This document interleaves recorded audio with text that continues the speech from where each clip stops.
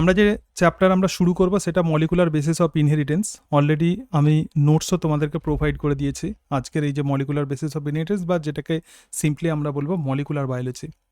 তো molecular biology basically DNA related. এখানে যেটা আমাদেরকে পড়তে হবে, আমি পরপর সিকোয়েন্সিয়ালি বলছি। মলিকুলার বায়োলজিতে আমাদের পড়তে হবে ডিএনএ স্ট্রাকচার এবং তার সঙ্গে সঙ্গে আরএনএ স্ট্রাকচার, ডিএনএ এবং আরএনএর গঠন।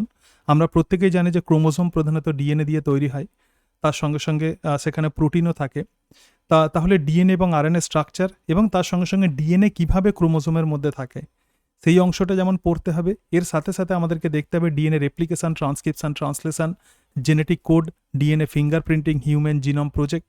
তো এত কিছু বিষয় নিয়েই কিন্তু আমাদের মলিকুলার বায়োলজি। তো মলিকুলার বায়োলজি যেটা বলছিলাম, যে তোমাদের যে সিলেবাস আছে সব থেকে হিউজ যে চ্যাপ্টার, তো সেটাই মলিকুলার বায়োলজি।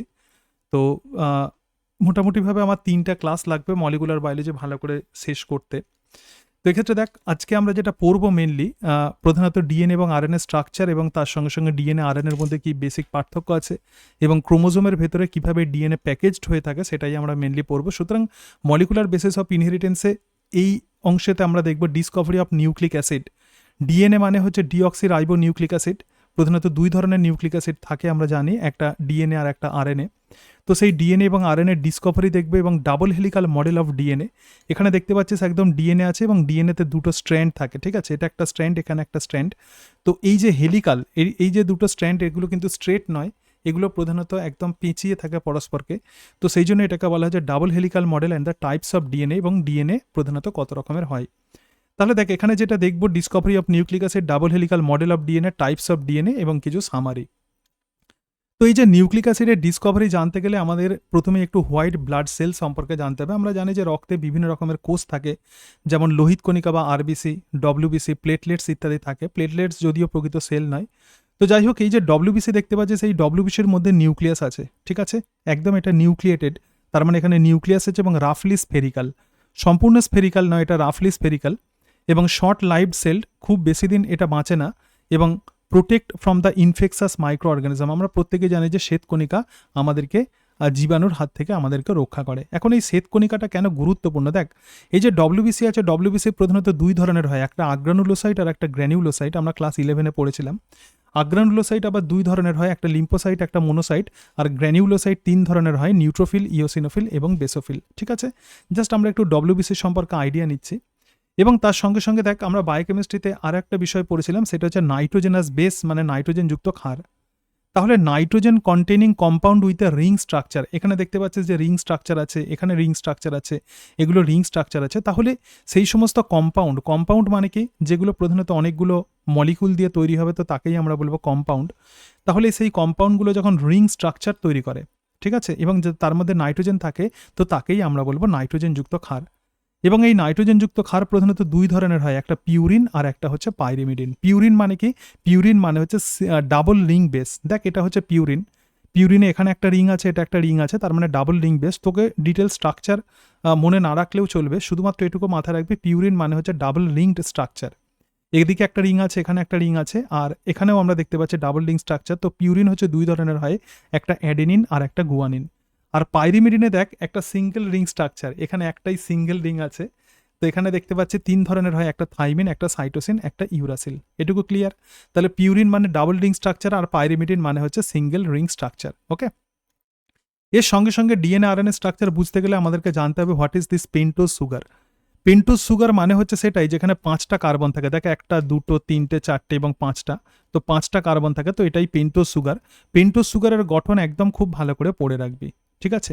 নাইট্রোজেনাস বেসের গঠন ভালোভাবে না পড়লেও চলবে, বাট পেন্টোজ সুগারের গঠন ভালো করে আমাদেরকে পড়তে হবে এবং বারবার প্র্যাকটিস করলে তবে মনে থাকবে। তো এই যে পেন্টোজ সুগার দেখছিস, এই পেন্টোজ সুগার মানে 5 কার্বনযুক্ত সুগার। পেন্টো মানে হচ্ছে 5, তাহলে যেখানে 5টা কার্বন থাকে সেটাই পেন্টোজ সুগার। এটা 2 ধরনের হয়, একটা রাইবোজ আর একটা হচ্ছে ডিঅক্সিরাইবোজ। আমাদের ডিএনএ এবং আরএনএতে যে পেন্টোজ সুগার থাকে, তো সেগুলোই আমরা এখানে দেখব। এছাড়া আরও ডিফারেন্ট টাইপের পেন্টোজ সুগার থাকে, but this ribose and the deoxyribose থাকে ডিএনএতে আর রাইবোজ থাকে আরএনএতে। এখানে দেখ, কার্বনের যে পজিশন, এখানে 1 প্রাইম পজিশন, এটাকে বলে প্রাইম, এখানে 2 প্রাইম, এখানে 3 প্রাইম, 4 প্রাইম, 5 প্রাইম। তো রাইবোজ যেটা সুগার থাকে তার 2 প্রাইম কার্বন পজিশনে, কত নাম্বার কার্বন পজিশনে? 2 নাম্বার কার্বন পজিশনে অক্সিজেন থাকে। কিন্তু যেটা ডিঅক্সিরাইবোজ, যেটা ডিএনএ, তো সেখানে কিন্তু পেন্টোজ সুগার হিসাবে যেটা থাকে সেটা ডিঅক্সি রাইবোজ সুগার। তো তার 2 নাম্বার কার্বন পজিশনে কোনো রকম অক্সিজেন থাকে না, সেই জন্য এটাকে আমরা বলবো ডিঅক্সি রাইবোজ সুগার। ডিঅক্সি মানে কি, যেখানে কোনো অক্সিজেন নেই। সুতরাং ribose is a pentose sugar of 5 carbon sugar. Ribose has OH group at the 2 prime position. দেখ, রাইবোজের 2 নাম্বার কার্বন পজিশনে একটা OH গ্রুপ থাকে, but deoxy ribose has H group at the 2 prime position. মানে deoxy রাইবোজে 2 number carbon পজিশনে কিন্তু কোনো রকম oxygen থাকে না। এগুলো একদম basic idea DNA RNA structure বোঝার জন্য। তাহলে এই যে নিউক্লিক অ্যাসিড আছে, প্রকৃতপক্ষে নিউক্লিক অ্যাসিড আমরা জানি যে 2 ধরনের হয়, একটা ডিএনএ এবং আর একটা আরএনএ। দেখ, নিউক্লিক অ্যাসিড প্রথম আবিষ্কার করেছিলেন যে বিজ্ঞানী, তার নাম হচ্ছে ফ্রেডরিক মিয়েস্কার। এখানে দেখতে পাচ্ছিস ফ্রেডরিক মিয়েস্কার।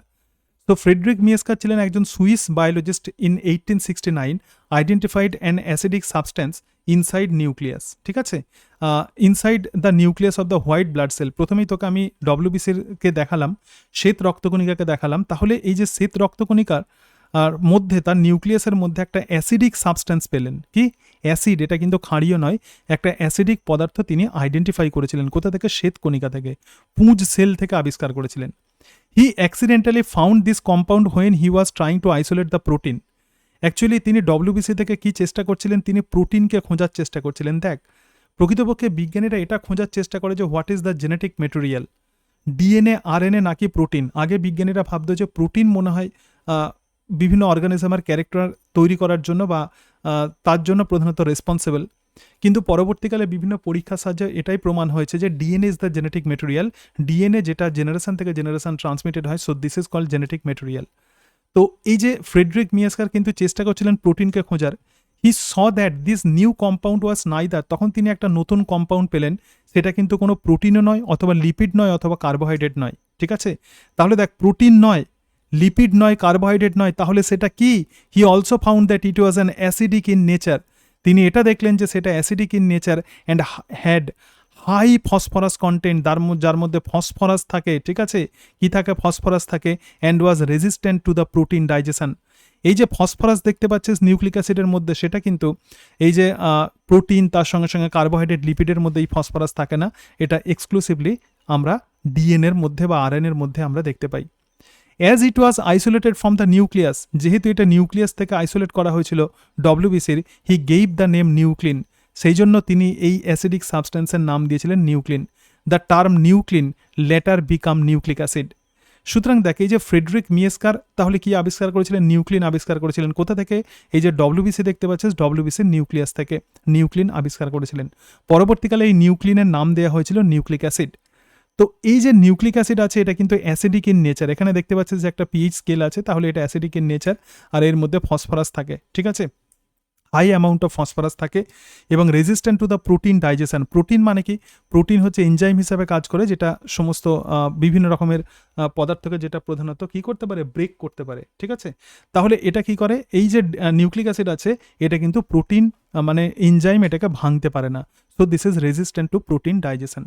সুতরাং ডিএনএ এবং আরএনএর আমরা স্ট্রাকচার পড়ছি। ডিএনএ মানে হচ্ছে deoxyribonucleic acid, RNA মানে শুধু নিউক্লিক অ্যাসিড। তাহলে আমরা দেখলাম এই নিউক্লিক অ্যাসিড যেটা ডিএনএ এবং আরএনএ, সেটা কোথায় থাকে?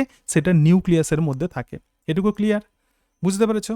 এইবার দেখো, কেসেল অ্যালব্রেক্ট তিনি কি বলছেন? Discovery of nucleic acid. Kossel Albrecht, a German scientist in 1910 found that the nuclein is made of nitrogen containing bases. তো তিনি কি দেখলেন? এই যে নিউক্লিক অ্যাসিড প্রধানত নাইট্রোজেনযুক্ত ক্ষার দিয়ে তৈরি হয়। হি worked with animal organs and isolate the nucleotide from the same. তাহলে এই যে ডিফারেন্ট টাইপের অর্গ্যানস আমরা দেখতে পাচ্ছি, থাইমাস আছে, প্যানক্রিয়াস আছে, ইস্ট, এটা হচ্ছে ছত্রাক আছে। তো এদের থেকে তিনি বিভিন্ন রকমের নাইট্রোজেনযুক্ত ক্ষার তিনি বের করেছিলেন। দেখ, adenine, guanine, adenine, cytosine, thymine, আর ইস্ট থেকে যেটা বের করেছিলেন সেটা হচ্ছে ইউরাসিল, তার মধ্যে আরএনএ থাকে। ঠিক আছে, হি নেমড দেম, তিনি তাদের নাম দিলেন থাইমিন, সাইটোসিন, অ্যাডেনিন, গুয়ানিন এবং uracil. Albrecht Kossel was awarded the Nobel Prize in 1910 for his work on discovery of nitrogenous bases. তাহলে এই যে নাইট্রোজেনাস বেস, যেটা ডিএনএ এবং আরএনএর গঠনের অত্যন্ত গুরুত্বপূর্ণ উপাদান, কিভাবে তারা ডিএনএ এবং আরএনএর গঠনকে ঠিক রাখে বা কিভাবে সেই ডিএনএ আরএনএর গঠনকে মেনটেন করে আমরা দেখব। সুতরাং নাইট্রোজেনাস বেস আবিষ্কার করলেন কে? কোসেল অ্যালব্রেক্ট। ক্লিয়ার? আচ্ছা, এইবার দেখো, এরপরে ডিসকভারি অফ নিউক্লিক অ্যাসিড বলছে ফোবিয়াস লিভেনি 1919 সালে was the first to come up with three major component of the nucleic acid, that is the phosphate, sugar and the nitrogenous base. তিনি বললেন যে নিউক্লিক অ্যাসিডের মধ্যে তিনটে মেজর কম্পোনেন্ট থাকে, একটা নাইট্রোজেনাস বেস যেটা আগেই আমরা দেখলাম আবিষ্কৃত হয়েছে পিউরিন পাইরিমিডিন, এবং তার সঙ্গে সঙ্গে সুগার আর তার সঙ্গে সঙ্গে ফসফেট। তাহলে ফসফেটকে আমরা দেখলাম যে ফ্রেডরিক মিয়েস্কার বলছেন নিউক্লিক অ্যাসিডের মধ্যে ফসফেট থাকে, তারপরে সুগার আমরা দেখলাম, আর নাইট্রোজেনাস বেসও আমরা আগে দেখলাম যে কিভাবে আবিষ্কৃত হয়েছে ডিফারেন্ট অর্গান থেকে।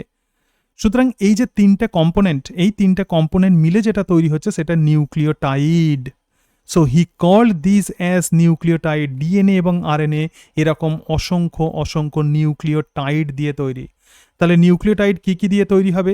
পেন্টোজ সুগার, তার সঙ্গে সঙ্গে একটা নাইট্রোজেনযুক্ত ক্ষার, চারটের মধ্যে যে কোনো একটা নাইট্রোজেনযুক্ত ক্ষার থাকে, এবং তার সঙ্গে সঙ্গে ফসফেট গ্রুপ।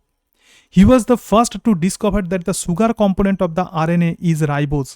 তিনিই প্রথম বললেন যে আরএনএর মধ্যে যে সুগার থাকে সেটা ribose, while that of the DNA is deoxyribose. কিন্তু ডিএনএর মধ্যে যে সুগার থাকে সেটা deoxyribose. He proposed A tetra nucleotide structure, তার মানে চারটে নিউক্লিওটাইড দিয়ে তৈরি হয় একটা স্ট্রাকচার তিনি বললেন, in which nucleotides are always linked in the same order. আমরা পরে দেখব সেই সম্পর্কে। তো এখানে আমরা শুধু এটাই দেখলাম যে একটা নিউক্লিওটাইডের মধ্যে তাহলে কি থাকে? পেন্টোজ সুগার, নাইট্রোজেনাস বেস এবং ফসফরিক অ্যাসিড বা ফসফেট। ক্লিয়ার? ধীরে ধীরে আমরা ডিসকভারি আমরা দেখছি। দেখ, নিউক্লিওটাইড তাহলে আমরা দেখলাম যে সুগার থাকে, নাইট্রোজেনাস বেস এবং তার সঙ্গে সঙ্গে ফসফরিক অ্যাসিড বা ফসফেট থাকে। আর এই যে সুগার আর নাইট্রোজেনাস বেস এই দুটো মিলে তৈরি হচ্ছে নিউক্লিওসাইড। তাহলে নিউক্লিওসাইডের সঙ্গে যদি আমরা ফসফেট অ্যাড করি সেটা তৈরি হবে নিউক্লিওটাইড। সুতরাং দেখো এখানে পেন্টোজ সুগার আর নাইট্রোজেনাস বেস মিলে কি তৈরি হচ্ছে? নিউক্লিওসাইড। আর নিউক্লিওসাইডে যদি ফসফেট যদি লেগে যায় তাহলে সেটা কিসে পরিণত হবে? সেটা নিউক্লিওটাইডে পরিণত হবে। Levene describe the nucleoside as the nitrogenous base with sugar. Levene কি বলছেন? এই যে নিউক্লিওসাইড যেটা আছে সেটা কি দিয়ে তৈরি হবে? নাইট্রোজেনাস বেস এবং পেন্টোজ সুগার দিয়ে। Note that the difference between the nucleoside and the nucleotide is the presence of the phosphate group in the nucleotide. তাহলে এখানে একটা ডিফারেন্স দেখতে পাচ্ছিস নিউক্লিওসাইড আর নিউক্লিওটাইডের। নিউক্লিওটাইডের মধ্যে ফসফেট গ্রুপ থাকে কিন্তু নিউক্লিওসাইডের মধ্যে থাকে না। Levene also hypothesise that the nucleic acids are chain of repeating unit of this nucleotide. Nucleic acid আর কিছুই নয়, অনেক নিউক্লিওটাইড পরস্পরের সঙ্গে ফসফোডাইএস্টার বন্ড দিয়ে একটা পলিনিউক্লিওটাইড চেইন তৈরি করে, সেটাই প্রকৃতপক্ষে নিউক্লিক অ্যাসিড। ঠিক আছে? তার মানে অনেকগুলো নিউক্লিওটাইড মিলে নিউক্লিক অ্যাসিড তৈরি হয়। কিভাবে? দেখ, এটা একটা নিউক্লিওটাইড তুই দেখতে পাচ্ছিস, আবার এখানে নিউক্লিওটাইড দেখতে পাচ্ছিস, এখানে নিউক্লিওটাইড দেখতে পাচ্ছিস। তাহলে এই যে অসংখ্য নিউক্লিওটাইড পরস্পরের সঙ্গে যুক্ত হচ্ছে কি দিয়ে? এখানে ফসফোডাইএস্টার বন্ড। এই যে একটা নিউক্লিওটাইড আছে, দেখ, নাইট্রোজেনাস বেস, তার সঙ্গে সঙ্গে পেন্টোজ সুগার, আর এটা ফসফরিক অ্যাসিড। আবার এখানেও একটা নিউক্লিওটাইড আছে, দেখ। সুতরাং এরা পরস্পরের সঙ্গে প্রতিটা নিউক্লিওটাইড, দেখ, এই নিউক্লিওটাইড এরা ফসফোডাইএস্টার বন্ড দিয়ে যুক্ত হয়। এই যে একটা লম্বা চেন তৈরি হচ্ছে, এই লম্বা চেনই নিউক্লিক অ্যাসিডের ব্যাকবোন তৈরি করে। The nucleotides are link to one another through the phosphate group. প্রতিটা নিউক্লিওটাইড দেখ ফসফেট গ্রুপ দিয়ে পরস্পরের সঙ্গে যুক্ত আছে, এখানে ফসফেট গ্রুপ দিয়ে। The phosphate backbone of the DNA is negatively charged due to the bonds created between the phosphorus atom and the oxygen atom. তাহলে এই যে ফসফেট গ্রুপ যেটা দেখতে পাচ্ছি সেটা কিন্তু নেগেটিভলি চার্জড, এবং সেই কারণের জন্য ডিএনএর যে চার্জ প্রচুর মাথায় রাখবে, ডিএনএর চার্জও কিন্তু নেগেটিভ। ঠিক আছে? Das the backbone of the nucleic acid is made up of sugar phosphate and sugar. তাহলে এই যে ব্যাকবোন তাহলে কি দিয়ে তৈরি হচ্ছে? দেখ, সুগার, তার সঙ্গে সঙ্গে ফসফেট, আর তার সঙ্গে সঙ্গে সুগার, এটা হচ্ছে ব্যাকবোন। তাহলে ব্যাকবোন কি দিয়ে তৈরি হচ্ছে? সুগার, ফসফেট আর হচ্ছে সুগার। ঠিক আছে? এবং তার সঙ্গে সঙ্গে দেখ এখানে DNA has the negative charge due to the negatively charged phosphate group. প্রচুর পরীক্ষাতে প্রশ্ন দেওয়া হয় ডিএনএর চার্জ কি।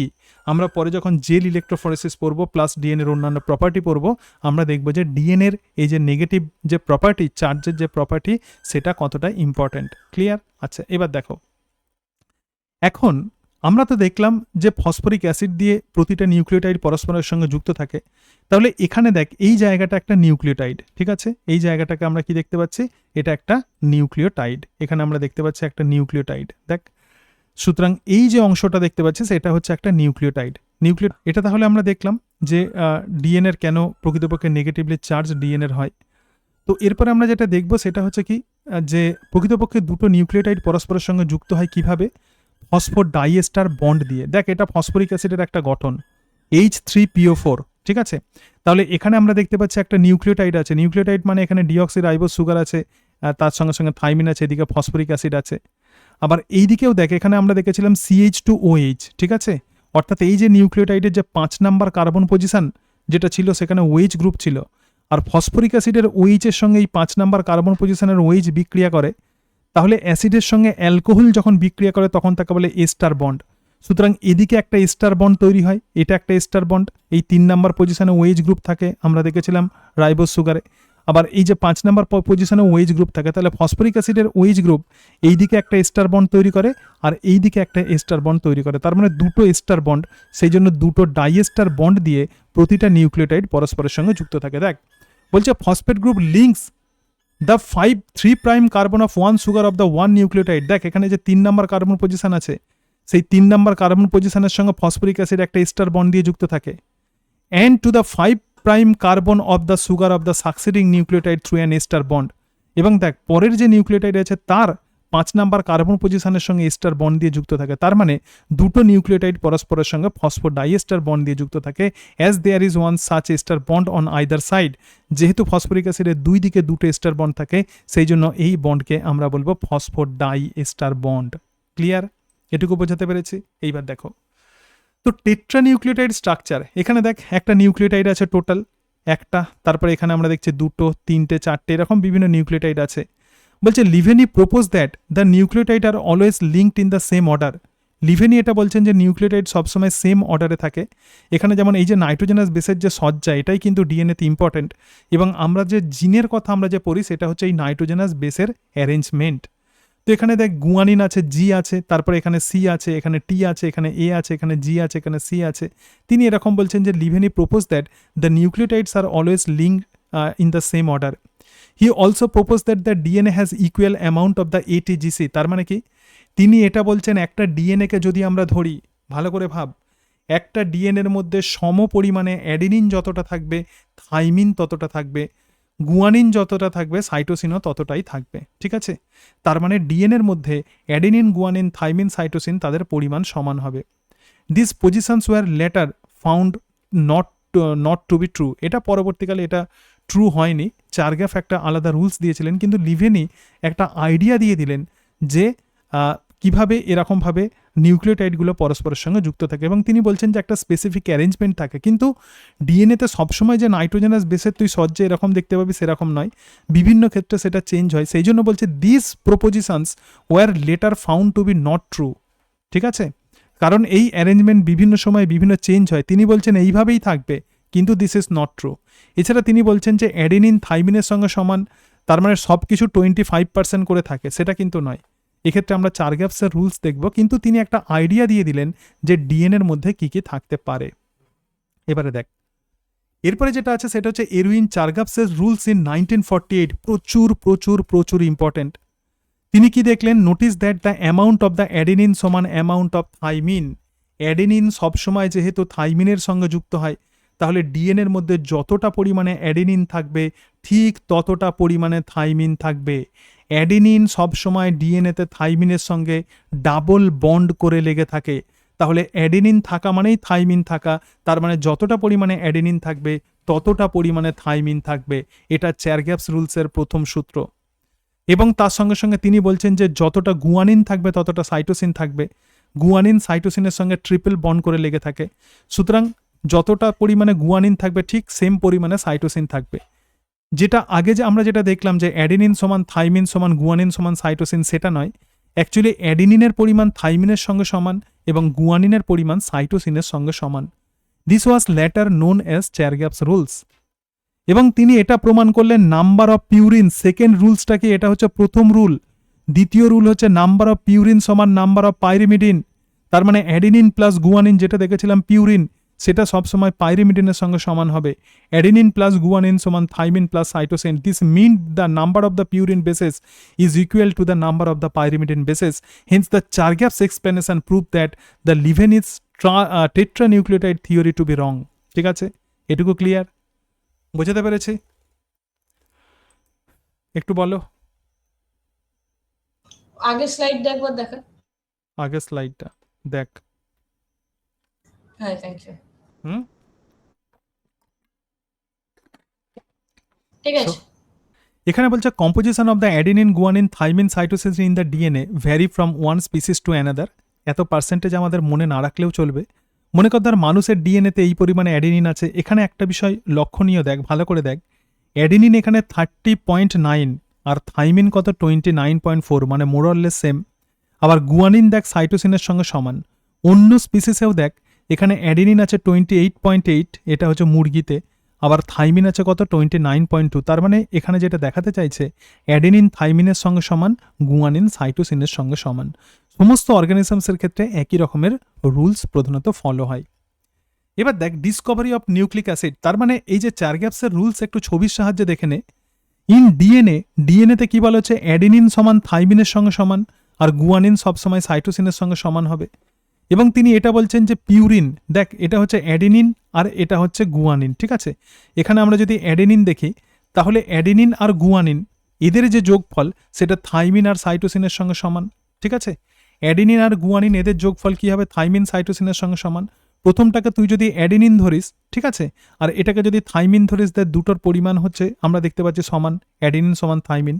আর এটাকে যদি আমরা গুয়ানিন ধরি আর এটাকে যদি সাইটোসিন ধরি, দেখ এখানে কালারও দিয়ে দিয়েছে খুব সুন্দরভাবে। দেখ অ্যাডেনিন কি আছে, এই কালারে আছে, আবার এখানে আমরা কি দেখছি থাইমিন কি কালারে আছে, এই কালারে আছে। দেখ দুটোর অ্যামাউন্ট সমান, ঠিক আছে। তাহলে অ্যাডেনিন সমান থাইমিন। আবার দেখ এখানে গুয়ানিন কি কালারে আছে এইটা, আর সাইটোসিন কি কালারে আছে এইটা। দেখ তাদের লেভেল হচ্ছে সমান, তার মানে গুয়ানিন সমান সাইটোসিন, ঠিক আছে। কিন্তু অ্যাডিনিন প্লাস গুয়ানিন মানে অ্যাডিনিন এবং গুয়ানিনের যে পরিমাণ সেটা থাইমিন সাইটোসিনের সঙ্গে সমান হবে। অবভিয়াসলি ছবি দেখেই আমরা ক্লিয়ারলি দেখতে পাচ্ছি। The total number of the purine সমান total number of the pyrimidine. So Chargaff's rules applies only for DNA, it is not applicable for RNA. Clear? এবার রুলসটা ভালো করে বুঝতে পেরেছিস ছবির সাহায্যে? আচ্ছা, এবার দেখো এখানে একটা বিষয় দেওয়া আছে, এই যে অ্যাডেনিন গুয়ানিন থাইমিন সাইটোসিন বলছে, did you know the guanine it is the name based from where it had first been discovered. তো গুয়ানিনের নাম কি হয়েছে, প্রথম যেখান থেকে আবিষ্কার হয়েছিল, it was isolated from the excrete of the sea bird call the guano. তাহলে সামুদ্রিক প্রাণীরা যে এক্সক্রেটারি মেটেরিয়াল নিঃসরণ করে তার নাম হচ্ছে গুয়ানো। অনেক সময় পরীক্ষাতে কোয়েশ্চেন্স দেয়, তো সেই গুয়ানো থেকে যেহেতু গুয়ানিন পাওয়া গিয়েছিল, দেখ এখানে এই বাচ্চা ছেলেটার মাথায় এক্সক্রেটারি মেটেরিয়ালসে রিলিজ করে দিয়েছে, তাহলে এই গুয়ানো থেকে প্রথম গুয়ানিন আবিষ্কার হয়েছিল। যাই হোক, এবং দেখো এখানে কিছু ইম্পর্ট্যান্ট মনে হয় এমসিকিউ এখানে দেওয়া আছে। আচ্ছা একটুখানি দেখে নিই। দেখ তাহলে একটু আমাকে বল, for double standard DNA which of the following base ratios are equal, একটুখানি বলো। ইকুয়ালস টু 1, তাহলে adenine, base ratio equal to কত বলবো নাকি? হ্যাঁ বল এখানে অপশন তাহলে কোনটা, d বাই c+d দুটোই সমান সমান হওয়া উচিত। দুটোই সমান সমান, সেই জন্য ইকুয়াল একদম ঠিক আছে। তারপরে দেখ এখানে বলছে ইন দ্য সিআরচিন ডিএনএ, একটা sea urchin DNA 17% of the bases were shown in the cytosine. তাহলে the percentage of the other 3 bases কত, তোকে যদি একটা বেসের পরিমাণ যদি দিয়ে দেয়, যেমন আমরা সাইটোসিনের পরিমাণ জানি, তাহলে অ্যাডিনিন গুয়ানিন থাইমিন কত পরিমাণে হবে, সিম্পল। তাহলে সাইটোসিন সমান হচ্ছে কি হবে, সাইটোসিন 17%, তাহলে তুই ভালো করে ভাব, সাইটোসিন যেখানে 17%, তাহলে গুয়ানিনও সেখানে কত হবে 17%। এখানে দেখ গুয়ানিন কোথায় আছে, 17% বা কাছাকাছি। হ্যাঁ গুয়ানিন তাহলে কত, বা 17% বা তার কাছাকাছি হবে, ঠিক আছে। এবং তার সঙ্গে সঙ্গে তাহলে 17 হচ্ছে 34 হয়ে গেল, তাহলে বাকি কত পড়ে থাকবে, বাকি হচ্ছে 66 পড়ে থাকবে। সেটাকে আবার দুই ভাগে ভাগ করে দে, 32.5 মানে 33% করে হবে, ঠিক আছে। তাহলে এইভাবে আমরা এটাকে নির্ণয় করতে পারবো। দেখ বলছে from the given information cytosine হচ্ছে 15% অ্যাকর্ডিং টু দ্য চার গ্যাপস রুলস। আচ্ছা এখানে আমরা কি জানি, সাইটোসিন সমান গুয়ানিন হচ্ছে 15%, ঠিক আছে। তারপরে এখান থেকে আমরা পেয়ে যাব, তাহলে বাকিটা কত হবে, দেখ বাকিটা হচ্ছে 70%, কারণ দুটো মিলে হচ্ছে 30%, বাকিটা 70% ইত্যাদি ইত্যাদি। এইরকমভাবে করে আমরা দেখছি adenine 35%, thymine 35%, guanine cytosine. Simple, guanine যদি 15% হয়, সাইটোসিন অবভিয়াসলি 15%, তাহলে বাকি যেটা দুটো আছে সেগুলো কি হবে, অ্যাডেনিন প্লাস থাইমিন, সেটা 35% করে। আর আমরা জানি যে অ্যাডেনিন সবসময় থাইমিনের সঙ্গে সমান হয়, তাহলে সেগুলো 35% করেই থাকবে, ঠিক আছে। বলছি বড় মামা, এই কোশ্চেনে হুম 17% বেস কিন্তু সাইটোসিন লেখা আছে, সলিউশনে 15% লেখা আছে, ওটা কি অরিজিনালি 15% হওয়া উচিত? কোথায় সলিউশনে, না এখানে একটা তোকে বা 17% যদি দিয়ে দেয়, তখন তুই 60 করে 33% করে নিতে পারবি, ঠিক আছে। এখানে ডেটাটা হয়তো একটু চেঞ্জ আছে, কিন্তু আমি প্রসেসটা বলে দিলাম, আচ্ছা ঠিক আছে, সেটা কোনো অসুবিধা নেই। ঠিক আছে। আচ্ছা আচ্ছা, এইবার দেখো বলছে the percentage of the cytosine in a double standard DNA is 17। What is the, ঠিক আছে, এগুলো আমরা দেখলাম, এগুলো হয়ে গেছে আমাদের। হ্যাঁ, আচ্ছা, এবারে আমরা যেটা দেখবো, এতক্ষণ পর্যন্ত আমরা নিউক্লিওটাইড আমরা দেখছিলাম, এবার আমরা যেটা দেখবো সেটা হচ্ছে দ্য ডাবল হেলিক্স মডেল। ডিএনএর যখন আমরা ছবি দেখি সবসময় আমাদের মনে একটা পেঁচানো সিঁড়ির মতো একটা গঠন দেখা যায়। তো এতক্ষণ পর্যন্ত আমরা যেটা দেখলাম সেটা হচ্ছে ফ্রেডরিক মিয়েস্কার কি আবিষ্কার করেছিলেন, নিউক্লিন আবিষ্কার করেছিলেন in the nuclei of the white blood cell. এবং কুসেল অ্যালব্রেক্ট কি আবিষ্কার করেছিলেন, তিনি determine that the DNA contains the nitrogenous base, তিনি বলেছিলেন। এবং ফিবাস লিভেনি কি বলেছিলেন, Levene proposes the tetra nucleotide theory, পরবর্তীকালে যেটা ডিসকার্ডেড হয়ে গিয়েছিল। এবং চারগ্যাপ যেটা দিয়েছিলেন সেটা হচ্ছে চারগ্যাপসের রুলস। এ পর্যন্ত আমরা দেখেছি, কোনো অসুবিধা নেই। কিন্তু ডিএনএকে যেটা আমরা দেখি, যেটা ছবির সাহায্যে, ছবি যেটাকে আমাদের ডিএনএ দেখলেই যেটা মনে পড়ে, তো সেই ডিএনএর গঠন কারা আবিষ্কার করেছিলেন? এই প্রসঙ্গে আমরা প্রত্যেকেই ওয়াটসন এবং ক্রিকের নাম শুনেছি। আরও দুজন সায়েন্টিস্টের নাম একটু দেখে নাও। একজন হচ্ছে উইলকিন্স এবং আর একজন হচ্ছে রোজালিন ফ্র্যাঙ্কলিন। বলছে সায়েন্টিস্ট মেরি উইলকিন্স এবং Rosalyn Franklin studied the structure of DNA using X ray diffraction. প্রচুর পরীক্ষাতে কোয়েশ্চেন্স দেয়। এক্স রে ডিফ্রাকশন মেথড, এটা হচ্ছে X ray photo of the DNA. ডিএনএকে এক্স রে করে এইরকম ফটো পাওয়া যায়, দেখ এরকম একটা হেলিক্যাল স্ট্রাকচার পাওয়া যায়। তো এই এক্স রে ডিফ্রাকশন মেথডে ডিএনএর স্ট্রাকচারকে স্টাডি করেছিলেন কে, উইলকিন্স এবং তার সঙ্গে সঙ্গে ফ্র্যাঙ্কলিন। এই দুজন সায়েন্টিস্ট স্টাডি করেছিলেন। কিন্তু দ্য মলিকুলার বিল্ডিং মডেল, কিন্তু ডিএনএর এই যে মলিকুলগুলো কিভাবে এই ডিএনএ তৈরি করছে, নিউক্লিওটাইডগুলো কিভাবে তৈরি করছে, সেই সম্পর্কে একটা পেপার পাবলিশ করেছিলেন বিজ্ঞানী ওয়াটসন এবং ক্রিক। were able to investigate the structure by using all the available information about the chemistry of DNA and construct the molecular models. তার মানে রোজালিন ফ্র্যাঙ্কলিন উইলকিন্সের যে এক্স রে ক্রিস্টালোগ্রাফি, তার সঙ্গে সঙ্গে আরও যা সমস্ত ইনফরমেশান যেগুলো প্রিভিয়াস সায়েন্টিস্টরা দিয়েছিলেন, সেই সব কিছু কালেকশন করে তারা ডাবল হেলিক্যাল মডেল তারা প্রপোজ করলেন। এখানে দেখ ওয়াটসন আর ক্রিক, এটা ওয়ার্ল্ড ফেমাস ছবি। Watson and Crick tested the various structures by building models made of wires and the metal plates. তার মানে এই ডিএনএ স্ট্রাকচারকে তারা দেখিয়েছিলেন বিভিন্ন মেটাল, তার ফার দিয়ে ইত্যাদি দিয়ে, যেরকম আমরা মডেল করি সেইভাবে দেখিয়েছিলেন। With their models they were able to see whether a structure was compatible with the chemical principle and with the X ray images. They finally came up with the 3D structure of DNA. এবং সবশেষে তারা ডিএনএর একটা 3D structure দিলেন, 3 dimensional structure, which they called the DNA double helix model. তাহলে DNA double helix model কারা propose করেছিলেন? বিজ্ঞানী ওয়াটসন এবং ক্রিক, এবং সেটাকে বলা হয় ওয়াটসন অ্যান্ড ক্রিকের ডিএনএ ডাবল হেলিক্যাল মডেল। ঠিক আছে, তাহলে DNA double helix model propose করেছিলেন কে? বিজ্ঞানী ওয়াটসন এবং ক্রিক। এবার দেখ, এই যে 1962 সালে ফ্রান্সিস ক্রিক, জেমস ওয়াটসন এবং Mary Wilkins were awarded with the Nobel prize for the discovery in the DNA structure.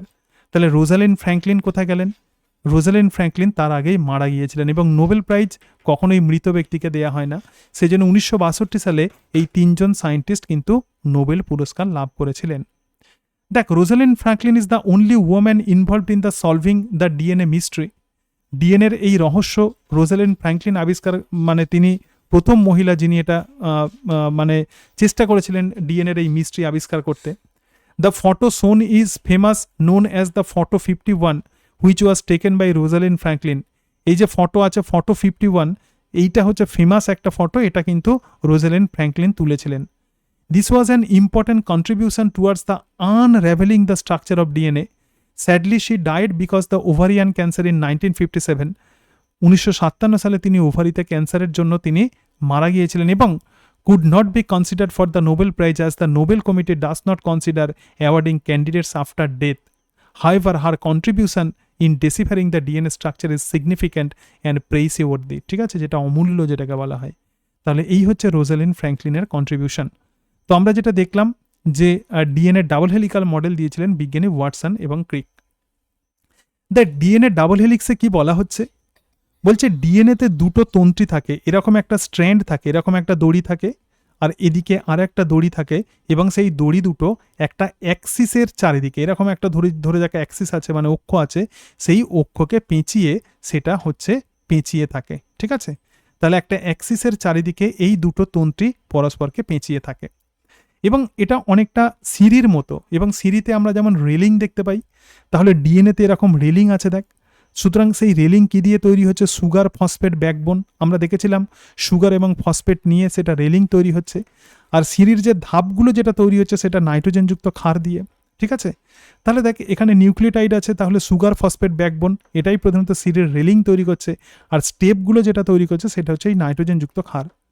The DNA duplex comprises the two polynucleotide chain. দুটো পলিনিউক্লিওটাইড চেন দিয়ে ডিএনএ ডুপ্লেক্স তৈরি with a sugar phosphate backbone and the nitrogenous bases projecting inside. তাহলে nitrogenous base ভিতরের দিকে এটা project করছে। ঠিক আছে, তাহলে ডাবল হেলিক্স মডেল দেখ, এখানে যে দুটো নিউক্লিওটাইড তুই দেখতে পাচ্ছিস, the chains are coiled in the right handed fashion. এইরকম টাইপের, এইভাবে কয়েলড হয়ে থাকে, এরকমভাবে তারা হচ্ছে কয়েলড হয়ে থাকে, একটা রাইট হ্যান্ডেড ওয়েতে তারা প্রধানত কয়েলড হয়ে থাকে, সেই জন্য এটাকে রাইট হ্যান্ডেড হেলিক্স বলা হয়। এবং ডিএনএতে দুটো প্রান্ত দেখতে পাচ্ছিস, দুটো স্ট্র্যান্ডের। দেখ একটা হচ্ছে 3' এন্ড, এটা যাচ্ছে, এটা 3' এন্ড, আর এদিকে আছে চলে আসছে 5'। আবার এদিকে দেখ একটা 5' এন্ড ওপর থেকে আমরা যদি পড়ি, আর এটা হচ্ছে 3'।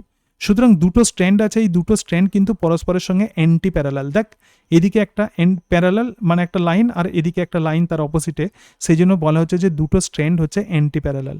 তো nitrogenous bases projecting inside the sugar phosphate backbone. তাহলে দেখ এই যে সুগার ফসফেট যে ব্যাকবোন আছে, এটা হচ্ছে সুগার আর এটা হচ্ছে ফসফেট ব্যাকবোন, এবং নাইট্রোজেনাস বেস এই সুগার ফসফেট ব্যাকবোনের ভিতরের দিকে থাকে। আমি কি বলেছিলাম? সুগার কি দিয়ে তোর নাইট্রোজেনাস বেস কি দিয়ে তৈরি হবে? সেটা ডাবল লিঙ্ক বেস এবং সিঙ্গেল লিঙ্ক বেস। অ্যাডেনিন থাইমিনের সঙ্গে ডাবল লিঙ্ক করে থাকে। ঠিক আছে, মানে ডাবল বন্ড করে থাকে, সরি। এটা অ্যাডিনিন মানে হচ্ছে এটা ডাবল লিঙ্ক বেস, আর এটা ধরে রাখ থাইমিন মানে সিঙ্গেল লিঙ্ক বেস। এই দুটো পরস্পরের সঙ্গে দেখ হাইড্রোজেন বন্ড করে যুক্ত আছে। আবার এটা এখানে অবভিয়াসলি গুয়ানিন এবং সাইটোসিন আছে, কারণ এখানে 3টে ট্রিপল বন্ড আছে, ট্রিপল হাইড্রোজেন বন্ড আছে। ঠিক আছে, তাহলে নাইট্রোজেনাস বেস সবসময় ডিএনএর ভিতরের দিকে প্রজেক্টেড থাকে। ক্লিয়ার? এটুকু বোঝাতে পেরেছি? নাইট্রোজেনাস বেস কোন দিকে প্রজেক্টেড থাকবে? ভিতরের দিকে। এবার দেখ ডাবল হেলিক্স মডেল কি বলছে? Phosphate group at the 5' carbon of the ribose sugar. দেখ এদিকে হচ্ছে ফসফেট গ্রুপ আছে, এখানে 3' ইত্যাদি এগুলো আছে, এবং এখানে দেখ বলছে the polynucleotide has one end. এই যে প্রত্যেকটা পলিনিউক্লিওটাইড, একটা পলিনিউক্লিওটাইড যে চেন বলছি তার একটা এন্ড আছে, a free phosphate moiety at the 5' end of the sugar. তার মানে এই যে পলিপেপটাইড চেন আমরা দেখতে পাচ্ছি, তার 5 নাম্বার কার্বন পজিশনে একটা ফ্রি ফসফেট গ্রুপ থাকে। ঠিক আছে, সেই জন্য এটাকে বলা হচ্ছে 5' ফসফেট। ঠিক আছে, আর এই যে বাকিগুলো সেগুলো সব অন্যান্য নিউক্লিওটাইডের সঙ্গে লেগে থাকে। ঠিক আছে, similarly at the other end of the polymer of the sugar the free OH group is present. একদম শেষে এইদিকে একটা ফ্রি 3' ওয়েজ গ্রুপ প্রেজেন্ট থাকে। তাহলে 5'এর সঙ্গে সবসময় মাথায় রাখবে ফসফেট লেগে থাকে, আর একদিকে এই স্ট্র্যান্ডে এদিকে 3' ওইচ থাকে, মানে এই ওইচ গ্রুপের সঙ্গে কোনো ফসফেট লেগে থাকে না। তার মানে আবার এইদিকে 3' ওইচ, আর এদিকে দেখ ফসফেট লেগে আছে। ভালো করে দেখ, 5' এন্ডে আমরা একটা ফসফেট দেখতে পাচ্ছি, আর 3' এন্ড এখানে ফাঁকা। আবার দেখ এইদিকে আমরা দেখছি অ্যান্টি প্যারালাল, যেহেতু এখানে একটা 5' ফসফেট, এই যে ব্লু কালারের ফসফেট, আর এইদিকে হচ্ছে ফাঁকা। ঠিক আছে, তার মানে 5' ফসফেট আর 3' OH. Since the both the ends run opposite to each other, এই দুটো চেন কিন্তু অপোজিট ডিরেকশনে রান করছে, so they are called anti parallel in polarity. আমরা ডাবল হেলিক্স মডেলের বিভিন্ন ইনফরমেশন পড়ছি। তাহলে ডাবল হেলিক্স মডেলে আমরা দেখলাম যে ব্যাকবোন কি দিয়ে তৈরি, নাইট্রোজেনযুক্ত ক্ষারগুলো কোথায় অবস্থান করে, তার সঙ্গে সঙ্গে আমরা দেখলাম দুটো চেন অ্যান্টি প্যারালাল হয়, একটা 5' ফসফেট 3' ওইচ একটা চেনের যদি ডিরেকশন হয়, আর অন্য চেনের ডিরেকশন হবে 3' ওইচ 5' ফসফেট। এবার দেখ the bases of the two strand, একদম তারা এটা বলছেন যে দুটো স্ট্র্যান্ডের মধ্যে যে নাইট্রোজেনযুক্ত বেস আছে, সেই বেসগুলো হাইড্রোজেন বন্ড দিয়ে পরস্পরের সঙ্গে যুক্ত হয়ে বেস পেয়ার তৈরি করে। এখানে দেখ বেস পেয়ার তৈরি হচ্ছে। ঠিক আছে, তাহলে এরা পরস্পরের সঙ্গে হাইড্রোজেন বন্ড দিয়ে যুক্ত হয়ে বেস পেয়ার তৈরি করছে। পিউরিন কিন্তু কখনো পিউরিনের সঙ্গে যুক্ত হয় না, সেই জন্য কাটা দেওয়া আছে।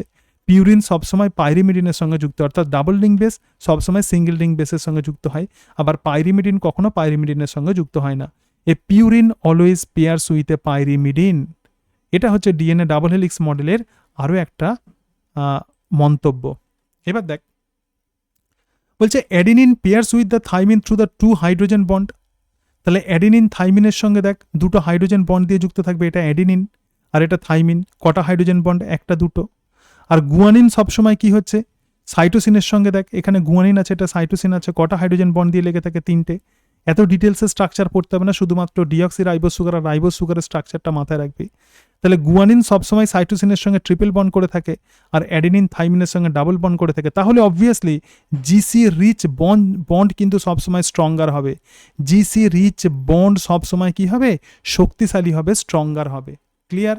আচ্ছা, এবার দেখো তারা বলছেন যে ডিএনএ ডাবল হেলিক্স মডেলের আরও কিছু ফিচার্স আছে। দেখ, বলছে হেলিক্স পিচ হচ্ছে 3.4 nanometer, height of 1 complete helix turn. তার মানে কি, এই যে দুটো নাইট্রোজেনযুক্ত ক্ষার দেখতে পাচ্ছিস, এই দুটো নাইট্রোজেনযুক্ত ক্ষার অ্যাকচুয়ালি দুটো নাইট্রোজেনযুক্ত ক্ষারের মধ্যে ডিস্টেন্স হচ্ছে 0.3 ন্যানোমিটার, কিন্তু এই নাইট্রোজেনযুক্ত মানে এইরকম এই পেঁচানো অংশটাকে যদি আমরা খুলি একটা 360 ডিগ্রি অংশ পাওয়া যায়, তো সেটাই হচ্ছে হেলিক্স পিচ। তাহলে সেই হেলিক্স পিচে মোট 10টা নাইট্রোজেনযুক্ত ক্ষার থাকে, মানে 10টা বেস পেয়ার থাকে। তো সেই জন্যই তার লেন্থ কত, 3.4 ন্যানোমিটার। এবং হেলিক্সের ডায়ামিটার দেখ 2 ন্যানোমিটার। ঠিক আছে, হেলিক্সের ডায়ামিটার কত, 2 nanometer. Distance between the base pair দেখ, দুটো বেস পেয়ারের মধ্যে দূরত্ব কত, 0.3 ন্যানোমিটার। তাহলে এটা হচ্ছে হেলিক্স পিচ। তার মানে এই যে অংশটাকে তুই যদি খুলিস পেঁচিয়ে আছে, এটা 360 ডিগ্রি সার্কেল হয়ে যাবে। তো এটাকেই আমরা বলছি হেলিক্স পিচ, বা এটাকে আমরা বলবো কমপ্লিট টার্ন। একটা কমপ্লিট টার্নের দৈর্ঘ্য কত, 3.4 ন্যানোমিটার। এখানে কতগুলো বেস পেয়ার থাকে, এখানে 10টা বেস পেয়ার থাকে। প্রত্যেকটা বেস পেয়ারের মধ্যে ডিস্টেন্স কত, 0.3 ন্যানোমিটার। তার মানে কি, অবভিয়াসলি 0.3 ইন্টু 10, তাহলে 3.4 ন্যানোমিটারই হবে একটা কমপ্লিট টার্ন বা হেলিক্স পিচের দৈর্ঘ্য। ঠিক আছে?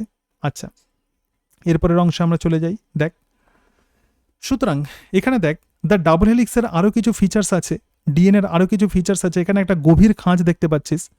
Major groove occurs where the backbones are far apart. তার মানে এই ব্যাকবোনগুলো যখন অনেকটা দূরে চলে যায় এটা, তো সেখানেই তৈরি হয় যেটা, সেটা হচ্ছে major group. Minor groove occurs where they are close together. যখন এই ব্যাকবোন দুটো, এটা একটা ব্যাকবোন আর এটা একটা ব্যাকবোন, এই ব্যাকবোন দুটো যখন কাছাকাছি চলে আসে, তখন যেটা তৈরি হয় সেটা মাইনর গ্রুপ। আর এই ব্যাকবোন দুটো যখন দূরে সরে যায়, তখন যেটা তৈরি হয় সেটা মেজর গ্রুপ। এটুকু বুঝতে পেরেছো? ঠিক আছে, এই যে পেঁচিয়ে আছে, এই পেঁচটা দুটো স্ট্র্যান্ড, দেখ এটা একটা স্ট্র্যান্ড, এটা একটা স্ট্র্যান্ড, এই দুটো স্ট্র্যান্ড যখন পরস্পর থেকে দূরে সরে যাচ্ছে, তখন তাকে আমরা বলছি মেজর গ্রুপ। আর যখন কাছাকাছি চলে আসছে দুটো স্ট্র্যান্ড, তো তখনই সেখানে তৈরি হচ্ছে minor group. The groups twist around the molecule on opposite side. ঠিক আছে, the plane of one base pair stacks over the other in the double helix. এগুলো অতটা ইম্পর্টেন্ট নয়। Attractive forces hold them together adding to the stability. Just এটা major group, minor group, এবং তার সঙ্গে সঙ্গে অপোজিট ডিরেকশানে ডিএনএ দুটো স্ট্যান্ড সবসময় রান করে। 5 প্রাইমে সবসময় কি থাকে বলো? 5 প্রাইমে ডিএনএ আছে। এই ডিএনএ কিন্তু ডিফারেন্ট রকমের হতে পারে। একটা হচ্ছে এ ডিএনএ, বি ডিএনএ, আর হচ্ছে Z DNA. So different types of DNA are there. প্রকৃতপক্ষে ওয়াটসন আর ক্রিক যে ডিএনএর মডেল দিয়েছিলেন সেটা হচ্ছে বি ডিএনএ। কি মডেল? B DNA. বাকি এগুলো তোর অত না পড়ে রাখলেও চলবে। সুতরাং বি ডিএনএ হচ্ছে most common and the predominant type of DNA. এটা রাইট হ্যান্ডেড হেলিক্স। ঠিক আছে, bases nearly perpendicular to the helical axis, এবং it has the 10 base pairs. 10 base pairs মানে একটা পিচেতে 10টা বেস পেয়ার থাকে। Believe to play some role in the gene regulation. তুই শুধু এটুকু মাথায় রাখবি, ওয়াটসন আর ক্রিকের যে ডিএনএ ছিল সেটা হচ্ছে বি ডিএনএ। এখানে A DNA, B DNA, Z DNA ছবি দিয়েছে দেখ। এখানে ওয়াটসন আর ক্রিক যে ডিএনএর মডেল দিয়েছিলেন সেটা বি ডিএনএ। এছাড়া ডিফারেন্ট টাইপের ডিএনএ আছে, আমাদের অত না জানলেও সেটা চলবে। এখানে আবার ডিএনএর বিভিন্ন A B DNA, B DNA, Z ডিএনএর বিভিন্ন টাইপস দিয়েছে। ঠিক আছে, এবার দেখ বলছে which one of the following is not applicable to the RNA. বলে এটা কি হবে? অপশান এ বলছে heterocyclic nitrogenous bases, option B হচ্ছে চ্যারগ্যাপস রুলস, অপশান সি হচ্ছে complementary base pair, option D হচ্ছে 5 প্রাইম ফসফোরিল আর 3 prime hydroxyl end. Which of the following is not applicable to the RNA? অবশ্যই nitrogenous base থাকে। চারগ্যাপস rules এটা হচ্ছে follow হয় না, কারণ কি? কারণ আরএনএতে সিঙ্গেল স্ট্র্যান্ডেড একটা structure. Complementary base pair rule follow হবে, 5 phosphoryl 5 phosphate 3 prime OH group থাকবে, কিন্তু চারগ্যাপস রুলস কিন্তু আরএনএতে কখনো ফলো হয় না। ঠিক আছে, এবং দেখ তাহলে এতক্ষণ আমরা এইগুলো দেখলাম যে সলভিং দ্য ডিএনএ মিস্ট্রি, তার সঙ্গে সঙ্গে সামারি এটা দেখছি। সলভিং দ্য ডিএনএ মিস্ট্রি দেখ ওয়াটসন আর ক্রিক কীভাবে কাজ করছেন, তার সঙ্গে সঙ্গে এখানে আমরা দেখছি যে কীভাবে নিউক্লিওটাইডগুলো সুগার ফসফেট ফসফোডাইএস্টার বন্ড দিয়ে পরস্পরের সঙ্গে যুক্ত থাকছে। তাহলে দেখ এখানে দেখ ডাবল হেলিক্স মডেলের একদম সামারি দিয়ে আছে যে সুগার ফসফেট ব্যাকবোনে আমরা কি দেখতে পাবো? অ্যান্টি প্যারালাল স্ট্র্যান্ড দেখতে পাবো এবং হেলিকাল পিচের যে দৈর্ঘ্য সেটা 3.4 ন্যানোমিটার, এবং এখানে রাইট হ্যান্ডেড কয়েলিং দেখতে পাবো এবং হেলিক্সের ডায়ামিটার কত 2 ন্যানোমিটার। হেলিকাল রাইজ হচ্ছে 0.3 ন্যানোমিটার, দুটো নাইট্রোজেনাস বেসের মধ্যে দূরত্ব। আর nitrogenous base facing inside, nitrogenous base ভিতরের দিকে থাকে পিউরিন এবং পাইরিমিডিন, তাহলে অ্যাডেনিন থাইমিনের সঙ্গে ডাবল বন্ড করে, আর গুয়ানিন সাইটোসিনের সঙ্গে কি করে, ট্রিপল বন্ড করে। ঠিক আছে, তাহলে এটুকু আমরা দেখে নিলাম। এইবার দেখো, সুতরাং এই অংশটা আমরা দেখলাম। এবার দেখ একটুখানি আমরা নোটসে চলে আসি। নোটসটা দেখা যাচ্ছে ক্লিয়ারলি নোটসটা দেখা যাচ্ছে কি বলো? ঠিক আছে, এখানে দেখ বলছে according to the Mendel the pattern of inheritance is regulated by factors but nature of the factor was not clear. Mendel বলছেন যে প্রতিটা জীবের প্রধানত বিভিন্ন ক্যারেক্টার যেটা প্রধানত ফ্যাক্টর দিয়ে নিয়ন্ত্রিত হয়, কিন্তু তার নেচার কি সেটা এখনো পর্যন্ত ক্লিয়ার নয়। Over next 100 years many investigation হয়েছে এবং সেখান থেকে এটা ক্লিয়ার হয়েছে যে ডিএনএ হচ্ছে জেনেটিক মেটেরিয়াল এবং RNA also acts genetic material in some viruses. দেখ প্রকৃতপক্ষে ডিএনএই বংশগত পদার্থ, কারণ ডিএনএ জেনারেশন থেকে জেনারেশন ট্রান্সমিটেড হয়। আরএনএ প্রধানত কারো কারো ক্ষেত্রে সেটা বংশগত মেটেরিয়ালস হিসাবে কাজ করে, যেমন যেগুলো আরএনএ যুক্ত ভাইরাস, টোবাকো মোজাইক ভাইরাস এবং করোনা ভাইরাস। এটা মাথায় রাখবি, পৃথিবীতে যত জীব আছে সব্বার ক্ষেত্রে 99% জীবের ক্ষেত্রে DNA is the genetic material. কেবলমাত্র কিছু ভাইরাস আছে যেমন COVID-19, corona virus, tobacco mosaic virus, তো তাদের ক্ষেত্রে আরএনএ জেনেটিক মেটেরিয়াল। তাহলে আরএনএ প্রধানত কি কাজ করে? দেখ আরএনএর কিছু অ্যাডিশনাল রোল আছে। প্রধানত ফাংশনস অ্যাজ দ্য অ্যাডাপ্টার, এটা অ্যাডাপ্টার হিসেবে কাজ করে। এটা স্ট্রাকচারাল মলিকুল রাইবোসোমের গঠন তৈরি করে। Some cases act as the catalytic molecule, কখনো এনজাইম হিসেবে কাজ করে। RNA is most reactive. তাহলে ডিএনএ কেন জেনেটিক মেটেরিয়াল হলো? কারণ আরএনএ প্রচুর পরিমাণে বিভিন্ন রকমভাবে রিয়াকশান করতে পারে, অর্থাৎ এটা অনেক বেশি রিয়াক্টিভ এবং লেস স্টেবল, এবং সেই জন্যই ম্যাক্সিমাম অর্গানিজমের ক্ষেত্রে ডিএনএ হলো genetic material. DNA and RNA, these two types of nucleotide are found in nucleic acid are found in living system. এখানে দুটো টার্ম আছে, একটা জিনোমিক্স। জিনোমিক্স মানে কি? Determination of the complete nucleotide sequence of the human genome. মানে মানুষের যে chromosome আছে, যে ডিএনএ আছে, একটা সেলের মধ্যে যে 23টা ক্রোমোজোম আছে, সেই 23টা ক্রোমোজোমের মধ্যে নাইট্রোজেনাস বেসের যে সিকোয়েন্স, যেটা বলছিলাম যে নাইট্রোজেনাস বেসগুলো ডিএনএ তৈরি করছে, তো তার যে সিকোয়েন্স, তো সেটা ডিটারমাইন করাটাকেই আমরা বলবো genomics. During the last decade has set a new era called the genomics. It is important of the human genome sequencing. আর nucleic acid are also called as the polynucleotide, কারণ কি they are polymers of nucleotide. দেখ এরপরে আমরা যেটা দেখছি সেটা হচ্ছে ডিএনএ। ডিএনএ হচ্ছে একটা লম্বা পলিমার, এবং ডিএনএ প্রধানত কি হয়? ডিএনএ প্রধানত তার যে প্রধানত ডাবল স্ট্যান্ডার্ড একটা স্ট্রাকচার, এবং দেখ বিভিন্ন অর্গানিজমসের ক্ষেত্রে লেন্থ অফ ডিএনএ কিন্তু বিভিন্ন রকম হয়। যেমন এক্ষেত্রে দেখ বলছে length defined as the number of nucleotide or refer to as the pair nucleotide or the base pair present in an organism. এই যে অর্গানিজম আছে 5x174 ব্যাকটেরিওফাজ, এর যে ডিএনএ লেন্থ সেটা কত? 5386। আবার ল্যামডা ব্যাকটেরিওফাজের কত? এইটা। আবার ইকোলাই ব্যাকটেরিওফাজের এইটা। ঠিক আছে, haploid content of the human DNA কত? এইটা। যেহেতু এই পিডিএফ এর সব কিছু আমার এনসিআরটি থেকে করা আছে, তো সেই জন্য টোটাল এনসিআরটির এই পিডিএফ এর কোনো অংশ বাদ দিলে চলবে না। এর সঙ্গে সঙ্গে দেখো chemical structure of the polynucleotide chain, যেটা তোকে বললাম। সুতরাং নিউক্লিওটাইড কি দিয়ে তৈরি হচ্ছে? Nitrogenous base pentose sugar phosphate group দিয়ে তৈরি হচ্ছে, এবং এই পেন্টোজ সুগার দুই ধরনের হয়, রাইবোজিন আরএনএ এবং deoxy ribose in DNA. Purine base, pyrimidine base এখানে দেখতে পাচ্ছিস। তার সঙ্গে সঙ্গে এই যে এনসিআরটির বইতে ছবি দেওয়া আছে দেখ, তাহলে এখানে এই যে নিউক্লিওটাইড আছে, এই নিউক্লিওটাইড আবার ফসফেট মানে গ্রুপ দিয়ে বা ফসফোডাইএস্টার বন্ড দিয়ে পরবর্তী নিউক্লিওটাইডের সঙ্গে কিভাবে যুক্ত আছে। ঠিক আছে, এই অংশগুলো আমরা অলরেডি দেখেছি। এবং এখানে দেখ ডিএনএ এত গুরুত্বপূর্ণ কেন? ডিএনএ তার রেপ্লিকেশন হয়, অর্থাৎ ডিএনএ নিজেই ডিএনএ তৈরি করতে পারে, এবং ডিএনএ ট্রান্সক্রিপশন পদ্ধতিতে যেটা তৈরি করে তার নাম হচ্ছে এমআরএনএ। আবার এমআরএনএ ট্রান্সলেশন পদ্ধতিতে যেটা তৈরি করে, তো তার নাম হচ্ছে প্রোটিন। প্রকৃতপক্ষে একটা সেলের ভেতরে আমরা জানি যে ডিএনএ থাকে, এবং সেই সেলের ভেতরে যে ডিএনএ থাকে সেটা কোথায় থাকে? সেটা নিউক্লিয়াসের মধ্যে থাকে, এবং নিউক্লিয়াসের মধ্যে ট্রান্সক্রিপশন পদ্ধতি হয়, তার ফলে মেসেঞ্জার আরএনএ তৈরি হয়। এই মেসেঞ্জার আরএনএ নিউক্লিয়াস থেকে বেরিয়ে সাইটোপ্লাজমে চলে আসে। সাইটোপ্লাজমের মধ্যে রাইবোসোম থাকে, এবং সেই রাইবোসোমের সাহায্যে এমআরএনএ থেকে প্রোটিন তৈরি হয়। এবং যখনই প্রোটিন তৈরি হয়, একটা সেলের কাজ মানে প্রোটিন কেমন টাইপের প্রোটিন ওই সেলে আছে? যেমন ধর তুই চোখে দেখতে পাচ্ছিস, কারণ তোর চোখে রোডপসিন, আয়োডপসিন এইসব প্রোটিন আছে, তাহলে সেগুলো কোথা থেকে তৈরি হচ্ছে? ডিএনএ থেকে। তাহলে ডিএনএর এক্সপ্রেশন বলতে আমরা কি বুঝি? ডিএনএ থেকে প্রোটিন তৈরি হচ্ছে, তো প্রোটিন তৈরি হওয়াটাই হচ্ছে ডিএনএর এক্সপ্রেশন। এরপর দেখ পেন্টোজ সুগার যেটা বলছিলাম, এই যে ডিএনএতে আমরা দেখছি, আরএনএতে আমরা দেখছি যে একটা এক্সট্রা অক্সিজেন আছে, আর ডিএনএতে আমরা দেখছি পেন্টোজ সুগারে কোনো অক্সিজেন নেই। ঠিক আছে, যেহেতু এখানে একটা অক্সিজেন আছে আরএনএতে, দেখ DNA is the genetic material. কেন আরএনএ জেনেটিক মেটেরিয়াল কেন নয়? কারণ আরএনএর রিঅ্যাক্টিভিটি অনেক বেশি। এই জায়গাতে দেখ যে 2' কার্বন পজিশনে যেহেতু অক্সিজেন আছে, তাহলে কি হয়, তার রিঅ্যাক্টিভিটি অনেক বেশি, সেই জন্য স্টেবিলিটি অনেক কম, সেই জন্য আরএনএ জেনেটিক মেটেরিয়াল হিসেবে গণ্য হয় না। কিন্তু ডিএনএ স্টেবিলিটি তুলনামূলকভাবে অনেক বেশি, কারণ এটা লেস রিঅ্যাক্টিভ। আর নাইট্রোজেনযুক্ত ক্ষার দেখ এখানে ডাবল লিঙ্ক বেস এবং সিঙ্গেল লিঙ্ক বেস আছে, তাহলে এখানে 9টা দেখো 9 নাম্বারড রিং, এখানে 9টা কার্বন থাকে, প্রধানত 9 numbered ring.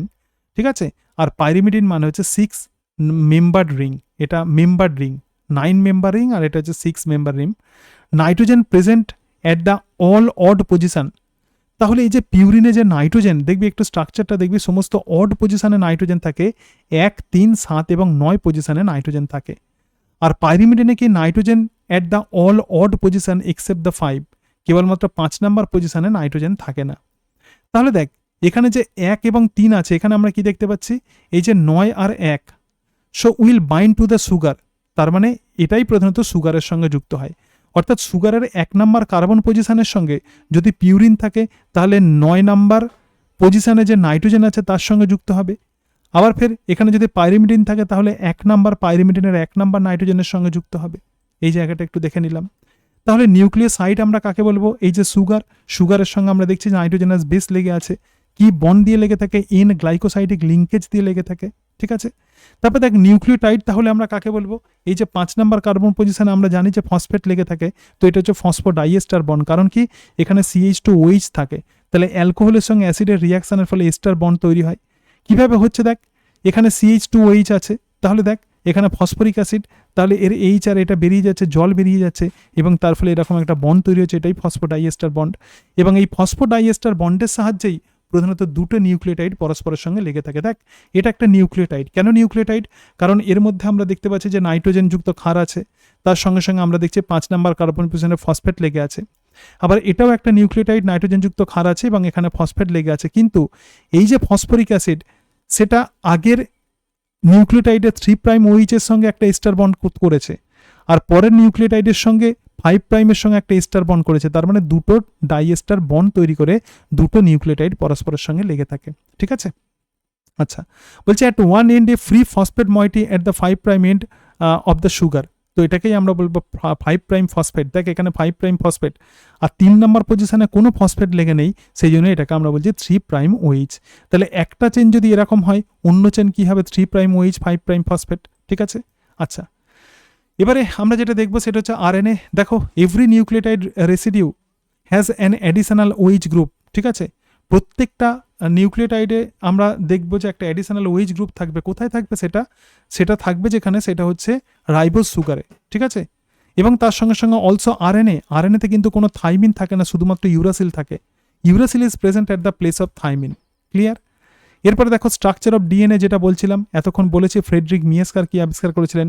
Altman identified the acidic nature of the DNA and call them as the nucleic acid.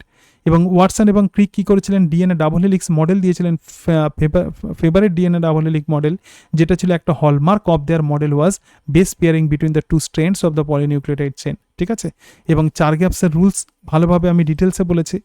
এবং দেখো এখানে আমরা দেখতে পাচ্ছি, বলছে we can predict the nucleotide sequence on a strand if we know the sequence of another strand. Obviously তোকে ধর এরকম দিয়ে দিলে একটা স্ট্র্যান্ডের সিকোয়েন্স 5'AGTACGCGA, তাহলে অন্য স্ট্র্যান্ডটা কী হবে? বা 3', তাহলে অন্য স্ট্র্যান্ডটা কী হবে?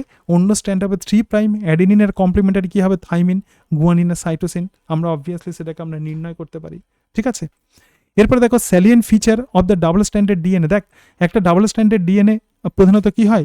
2টো স্ট্র্যান্ড দিয়ে তৈরি হয়। এখানে দেখ একটা নিউক্লিওটাইড, বা এটা হচ্ছে একটা সুগার, এটা সুগার, এটা সুগার, এবং প্রত্যেকটা সুগার পরস্পরের সঙ্গে কি হয়ে যুক্ত হচ্ছে? ফসফোডাইএস্টার বন্ড দিয়ে যুক্ত থাকছে। দেখ আমি সিম্পল ছবি এঁকে দিয়েছি। এবং 2টো চেন পরস্পরের সঙ্গে যুক্ত থাকছে হাইড্রোজেন বন্ড দিয়ে। তার মানে এখানে যে ডাবল বন্ড আছে, তার মানে অবভিয়াসলি এখানে এখানে যে সুগার আছে তার 1 নম্বর কার্বন পজিশনে অ্যাডেনিন আছে, আবার এখানে থাইমিন আছে, কারণ এ এর সঙ্গে টি সবসময় ডাবল বন্ড করে, এখানে গুয়ানিন সাইটোসিন আছে। ঠিক আছে, এটা একদম সিম্পল স্ট্রাকচার, কিন্তু এই স্ট্রাকচারটা এরকম থাকে না, এটা প্রধানত একে অপরকে পেঁচিয়ে থাকে। ঠিক আছে, তাহলে দুটো chain are coiled in a right handed fashion. এবার দেখ, তোকে যে পিচের কথা আমি বলছিলাম, প্যাচগুলোকে যদি খুলি তাহলে যেটা তৈরি হচ্ছে একটা কমপ্লিট টার্ন, এটা একটা কমপ্লিট টার্ন, এটা একটা কমপ্লিট টার্ন। একটা কমপ্লিট টার্ন মানে 360 ডিগ্রি। দেখ কমপ্লিট টার্নের দৈর্ঘ্য কত, সেটা হচ্ছে 3.4 ন্যানোমিটার। ঠিক আছে, কত দৈর্ঘ্য? 3.4 ন্যানোমিটার। ঠিক আছে, 3.4 ন্যানোমিটার। তাহলে এখানে কতগুলো বেস পেয়ার আছে? 10টা। প্রত্যেকটা বেস পেয়ারের মধ্যে ডিস্টেন্স কত? 0.3 ন্যানোমিটার। তাহলে এখানে আমরা দেখলাম একটা টার্ন মানে 360 ডিগ্রি, তো এটাকেই আমরা বলবো পিচ। তাহলে 10টা বেস পেয়ার থেকে প্রত্যেকটা টার্নে। ঠিক আছে, এর লেন্থ কত? 3.4 ন্যানোমিটার। তাহলে দুটো নাইট্রোজেনের বেস পেয়ারের মধ্যে দূরত্ব কত? 0.34 ন্যানোমিটার। বলছে DNA in our single cell has 6.6 into 10⁹ bases. The total length of DNA হচ্ছে এইটা। ঠিক আছে, তাহলে ডিএনএ টোটাল লেন্থ কত একটা সিঙ্গেল সেলে? এইটা থাকে। এবং the plane of one base pair stack with the another DNA double helix and this and hydrogen bond confers the stability of the DNA structure. এবার এখানে দেখ, এখানে আমরা দেখতে পাচ্ছি এখানে একটা পলিনিউক্লিওটাইড চেন আছে আর এখানে একটা পলিনিউক্লিওটাইড চেন আছে। আমি একদম সিম্পল ছবি এঁকেছি। তাহলে দেখ, নিউক্লিওটাইডের 1 নম্বর কার্বন পজিশনে এখানে নাইট্রোজেন লেগে আছে, মানে ডিঅক্সি রাইবোজ সুগারের। দেখ সব ক্ষেত্রে নাইট্রোজেন লেগে আছে। আর 5 নম্বর পজিশনে ফসফেট আর 3 নম্বর পজিশনে ওয়েজ আছে। তাহলে পরের নিউক্লিওটাইড বা পরের পলিনিউক্লিওটাইড চেনকে, এই অ্যাডেনিনকে থাইমিনের সামনে আসতে গেলে অবশ্যই সেই চেনটাকে উল্টে যেতে হবে। দেখ এখানে উল্টে গেছে, তাহলে 3' OH এই দিকে চলে এসছে। যদি এটা হয় 3, 2, 1, দেখ একটাকে এই দিকে আসতে হবে। ঠিক আছে, সেই জন্যই এটা উল্টে গেছে। তাহলে অ্যাডেনিন থাইমিনের সঙ্গে ডাবল বন্ড করবে গুয়ানিন সাইটোসিনের সঙ্গে, এইভাবে যুক্ত থাকে। তাহলে অন্য স্ট্যান্ড হবে 3' OH আর 5' ফসফেট। ক্লিয়ার? আচ্ছা, এবং তার সঙ্গে সঙ্গে এই যে সেন্ট্রাল ডগমার বিভিন্ন প্রসেস বললাম, কিছু ভাইরাস আছে। The flow of information is the reverse direction. আমরা প্রত্যেকে জানি যে ডিএনএ থেকে ইনফরমেশন এমআরএনএতে যায় এবং এমআরএনএ থেকে কোথায় যাবে? প্রোটিনে যাবে। কিন্তু কোনো ভাইরাস আছে যেখানে এই ইনফরমেশনটা রিভার্স ডাইরেকশনে হয়, অর্থাৎ ডিএনএ থেকে আরএনএ যাওয়ার কথা ইনফরমেশন, কিন্তু সেখানে আরএনএতে তো যাচ্ছেই, কিন্তু আরএনএ থেকে পুনরায় সেটা ডিএনএতে ফিরে আসে। ঠিক আছে, তাহলে in some viruses the flow of information is reverse direction. তার মানে কি, যেগুলো আরএনএ যুক্ত ভাইরাস তারা প্রথমে কিন্তু ডিএনএ তৈরি করে। তার মানে আরএনএর ইনফরমেশন প্রথমে কোথায় যায়? ডিএনএতে যায়। তো সেটাকেই আমরা বলবো রিভার্স ট্রান্সক্রিপশন। এবং এই ঘটনাটা ঘটায় যে এনজাইম, তার নাম হচ্ছে রিভার্স ট্রান্সক্রিপ্টেজ এনজাইম। ঠিক আছে, ক্লিয়ার? দেখ বুঝতে পেরেছিস কি? বল। তো এবার আমরা যেটা দেখব সেটা হচ্ছে মলিকুলার বেসিস অফ ইনহেরিটেন্সে packaging of DNA, types of chromatin, characteristics of DNA, RNA, world hypothesis ইত্যাদি এইসব বিষয় দেখব। তাহলে এরপরে আমরা যেটা দেখব সেটা হচ্ছে ডিএনএ কিভাবে ক্রোমোজোমের মধ্যে প্যাকেজিং হয়ে থাকে। কারণ আমরা জানি যে ক্রোমোজোম প্রধানত ডিএনএ দিয়ে তৈরি হয়, এবং তার সঙ্গে সঙ্গে ক্রোমাটিন কাকে বলে। ঠিক আছে, এবং আরএনএর কিছু ক্যারেক্টার্স, ডিএনএ ভার্সেস আরএনএ ইত্যাদি আমরা দেখব। এর আগে অলরেডি আমরা ডিএনএ স্ট্রাকচার ইত্যাদি আমরা দেখে নিয়েছিলাম, যেমন মেজর গ্রুপ কাকে বলে, দুটো চেন যখন মানে দুজনের মধ্যে ডিস্টেন্স যখন বেশি হয়ে যাচ্ছে, একটা বড় খাঁজ তৈরি হচ্ছে ইত্যাদি এগুলো। ঠিক আছে, DNA is plectonemic in nature. The two strands of the DNA can not be separated without completely unwinding them. দুটো স্ট্র্যান্ডকে তুই কিন্তু কমপ্লিটলি সেপারেট করতে পারবি না। যতক্ষণ না পর্যন্ত পুরোপুরি তাদেরকে খোলা যাচ্ছে, ততক্ষণ পর্যন্ত দুটো স্ট্র্যান্ড পরস্পর থেকে সেপারেটেড হয় না। The two chains of the DNA have antiparallel polarity. Obviously একটা 5' ফসফেট আর একটা 3' OH, তাহলে অন্যটা হচ্ছে 3' OH, 5' phosphate. The whole double strand is spirally coiled upon itself around a common axis in a right handed manner. তাহলে একটা common অ্যাক্সিসের চারিদিকে এই দুটো স্ট্যান্ড পরস্পরকে পেঁচিয়ে থাকে। ঠিক আছে, যেমন তুই ধর কোনো একটা দড়িকে তুই পেঁচিয়ে রাখতে চাইছিস, তাহলে তো কোনো একটা লাঠির মধ্যে তুই পেঁচিয়ে দিলি। এখানেও কমন অ্যাক্সিস বলতে আমরা সেই লাঠিটাকেই বলছি। এবং দেখো দুটো বেসের মধ্যে ডিস্টেন্স কত ইত্যাদি, এগুলো তো আমরা অলরেডি দেখেছি। ঠিক আছে, পেন্টোজ সুগার ইত্যাদি আমরা রিকলে আর আমি পড়ছি না, এই জিনিসগুলো আমরা দেখেছি। কিন্তু এখানে যেটা ইম্পর্টেন্ট সেটা ভালো করে দেখ। এই জায়গাতে বলছে the base pairs in a cell. একটা সেলেতে কতগুলো বেস পেয়ার থাকে? একটা কোষেতে সব ডিএনএকে যদি আমরা কনসিডার করি 4.6 × 10⁶। Distance between the adjacent base pair, দুটো বেস পেয়ারের মধ্যে দূরত্ব কত? 0.3 ন্যানোমিটার। তাহলে total length of the DNA কত? Total length of the DNA তাহলে কত হবে 4.7 ইন্টু 10⁶ ইন্টু 0.34 ইন্টু 10⁻⁻9, তার মানে টোটাল লেন্থ অফ ডিএনএ হবে 1.6 মিলিমিটার। ঠিক আছে, টোটাল লেন্থ কত হবে 1.6 মিলিমিটার। এইবার দেখ বলছে এই যে ডিএনএ আমি বলেছিলাম কেবলমাত্র কিছু ভাইরাস ছাড়া সমস্ত অর্গানিজমসের ক্ষেত্রে DNA is the genetic material. তাহলে প্রথমেই আমরা ধরব প্রোক্যারিওটিক কোষ। The prokaryotic DNA is not enclosed within a membrane. দেখ প্রোক্যারিওটসের ক্ষেত্রে যে ডিএনএ থাকে যা সাইটোপ্লাজমের মধ্যে তারা পড়ে থাকে একটা single circular double standard DNA molecule হিসেবে পড়ে থাকে। The size of the cell is in between 1 to 2 micrometer. তাহলে সেলের সাইজ কত 1 থেকে 2 মাইক্রোমিটার, কিন্তু ডিএনএর লেন্থ কত 1.6 ন্যানোমিটার। তার মানে বুঝতে পারছিস ডিএনএ অনেক বড় দেন সেল। তাহলে the DNA is 80 Times the length of the bacteria. ভালো করে ভাব, মনে কর ধর এখানে একটা ডিএনএ আছে, সেই ডিএনএটা কত বড় দেখ 1.4 মিলিমিটার। আবার এই ব্যাকটেরিয়াল সেলটা দেখ একদম ছোট্ট। তাহলে এই টোটাল ডিএনএটাকে কি করতে হবে এই ব্যাকটেরিয়াল সেলের মধ্যে ঢোকাতে হবে। এই যে ঢোকানোর যে প্রসেস, তো তাকেই আমরা বলবো প্যাকেজিং। তুই ধর দোকান থেকে কোনো জিনিস কিনে এনেছিস, সেগুলো ছড়িয়ে ছিটিয়ে আছে, এবার সেগুলোকে তুই একটা ব্যাগের মধ্যে ঢোকাচ্ছিস, তো এটাই হচ্ছে প্যাকেজিং। তাহলে প্রোক্যারিওটিক কোষের এই যে ডিএনএকে সেলের মধ্যে ঢোকানো, তো সেটাই হচ্ছে প্যাকেজিং। এবং এখানে কি হচ্ছে ডিএনএ কিন্তু সেলের থেকে অন্তত 80 গুণ বেশি লম্বা। ঠিক আছে, তাহলে প্রোক্যারিওটিকের ক্ষেত্রে এই নিউক্লিয়াসের মধ্যে ডিএনএ কিভাবে প্যাকেজ হয়ে থাকে দেখ। Genomic DNA in the prokaryotes is organised in the large loops held by the special protein call the NAPs. তাহলে এই যে ডিএনএ এর মধ্যে অনেক বড় বড় এখানে কি তৈরি হবে লুপ তৈরি হবে, মানে ফাঁস তৈরি হবে। এই ফাঁসগুলো তৈরি করতে কে সাহায্য করে, যে প্রোটিন, তার নাম হচ্ছে ন্যাপস। এবং তার ফলে দিস এন্টায়ার স্ট্রাকচার, এবং তার ফলে একটা single circular double standard DNA তৈরি হয়। এবং সেই এন্টায়ার স্ট্রাকচারকেই আমরা বলবো নিউক্লিওয়েড। এবং এই নিউক্লিওয়েডই হলো ব্যাকটেরিয়ার ক্রোমোসোম। তাহলে ভালো করে ভাব, একটা ডিএনএ যেটা সেলের থেকে অন্তত 80 গুণ বেশি বড়, তো সেই ডিএনএকে আমরা কি করব ব্যাকটেরিয়াল সেলের মধ্যে ঢোকাবো। কিছু প্রোটিন সেই কাজে সাহায্য করে এবং সেখানে কিছু ফাঁস তৈরি হবে। যখন ফাঁস তৈরি হবে অটোমেটিক্যালি সেটা ছোট হয়ে যাবে। তো এই যে ব্যাপারটা, তো এটাই হচ্ছে প্রোক্যারিওটিক কোষের ডিএনএ প্যাকেজিং। ঠিক আছে, এবং তার সঙ্গে সঙ্গে দেখ the negatively charge DNA binds to the NAPs to form the nucleoid because of positive charge of the protein. তার মানে ন্যাপ প্রোটিনের চার্জ হচ্ছে পজিটিভ আর ডিএনএর চার্জ হচ্ছে নেগেটিভ। তাহলে দুটো সরাসরি ইন্টারাকশন করে। ঠিক আছে, এবং তার ফলেই এই প্যাকেজিংটা সম্ভব হয়। সুতরাং নিউক্লিওয়েড মানে হচ্ছে single circular double standard DNA. এবং দেখ এখানে যে ন্যাপস আছে are rich in the basic amino acid residue the lysine আর আর্জিনিন। এই যে ন্যাপ আছে, ন্যাবের মধ্যে কি থাকে পজিটিভ চার্জ থাকে, এবং এই পজিটিভ চার্জ হওয়ার কারণই হচ্ছে এখানে ক্ষারীয় অ্যামাইনো অ্যাসিড থাকে, তার নাম লাইসিন এবং আর্জিনিন। তাহলে এখানে দেখতে পাচ্ছিস লাইসিন আছে আর আর্জিনিন আছে, এরা কিন্তু পজিটিভলি চার্জ। তো পজিটিভলি চার্জ নেগেটিভলি চার্জ ডিএনএর সঙ্গে সরাসরি ইন্টারঅ্যাক্ট করে। The amino acid residues carry the positive charge in the side chain and hence NAPs are positively charged. এবং prokaryotic chromosome fit the DNA in the cell by the super coiling of the DNA which are held together by the positively charged nap.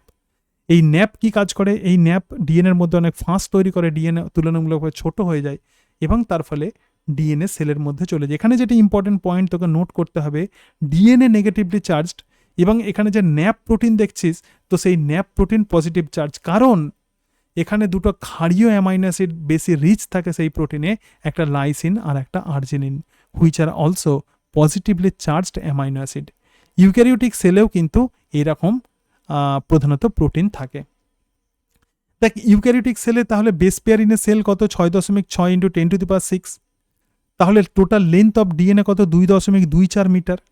ঠিক আছে, total length of DNA দেখ 2.24 বা 2.2 metre, কিন্তু নিউক্লিয়াসের size দেখ 10⁻⁻6 metre. বুঝতে পারছিস nucleus তাহলে কত ছোট আর ডিএনএ কত বড়। দেখ এটা নিউক্লিয়াস আর এটা হচ্ছে ডিএনএ, টোটাল ডিএনএটা তাহলে কত বড়। সুতরাং এই ডিএনএকে আমরা নিউক্লিয়াসের মধ্যে ঢোকাবো, কোন ফর্মে ঢোকাবো, তাকে ক্রোমোজোম ফর্মে ঢোকাবো। তো এটাকেই বলা হয় packaging of DNA inside nucleus, বা এটাকেই আমরা বলবো নিউক্লিওজোম কনসেপ্ট। এবার দেখ আমরা যেমন প্রোক্যারিওটিক কোষে আমরা দেখেছিলাম ন্যাপ প্রোটিন থাকে, সেরকম ইউক্যারিওটিক কোষে ডিএনএ প্যাকেজিংয়ের জন্য একটা প্রচুর ইম্পর্ট্যান্ট প্রোটিন থাকে, তার নাম হচ্ছে histone. The proteins involved in the packaging of the DNA, তো তাকে আমরা বলবো হিস্টোন প্রোটিন। এবং এই হিস্টোন প্রোটিন প্রধানত 5 রকমের হিস্টোন প্রোটিন আমরা পাবো।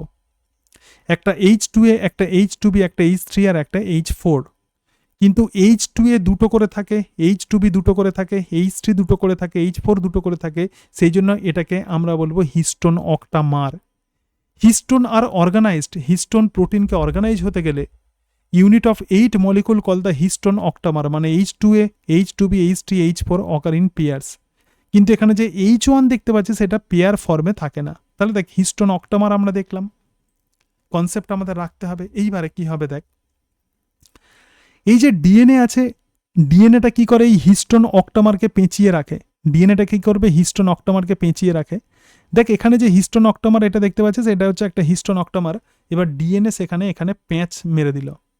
তো যেহেতু এখানে পেঁচিয়ে আছে, তাহলে ডিএনএ লেন্থ কি হবে, নিশ্চয়ই কমবে, কারণ একটা জায়গাতে তো পাক খেয়ে গেছে।